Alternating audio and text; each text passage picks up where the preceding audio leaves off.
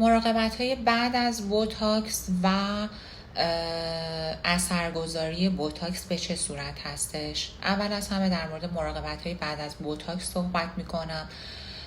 بعد از بوتاکس تا به مدت 4 تا 5 ساعت اولیه بعد از تزریق سر نباید رو به پایین آورده بشه و از دراز کشیدن باید خودداری بشه توی 4-5 ساعت اولیه و به مدت 2 روز در ناحیه آب گرم نباید به ناحیه خورده بشه و اینکه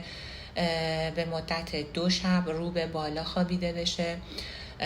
یعنی روی صورت اصلا نباید بخوابید چون ممکنه اثر عکس بذاره و به صورت نباید به عضلات صورت فشار بیاد. در روزهای اول بعد از تزریق از مشروبات الکلی و غذای تند نباید استفاده بشه به دلیل اینکه باعث اثر منفی در اثرگذاری بوتاکس نشه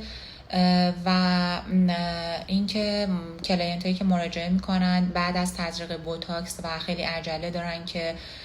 تاثیر آنی بوتاکس رو ببینن روی نقاط پیشانی، خط اخم و خطوط صورتشون. بوتاکس به این صورت نیست که به صورت آنی اثرگذار باشه. اثر بوتاکس بعد از گذشت 3 الی 4 روز تا نهایتاً 2 هفته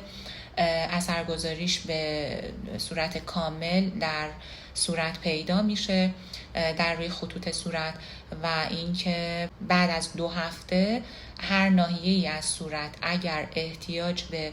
ترمیم دوباره داشته باشه کلاینت‌های عزیز تشریف میارن و توی همون ناحیه براشون تزریق مجدد انجام میشه به صورت رایگان.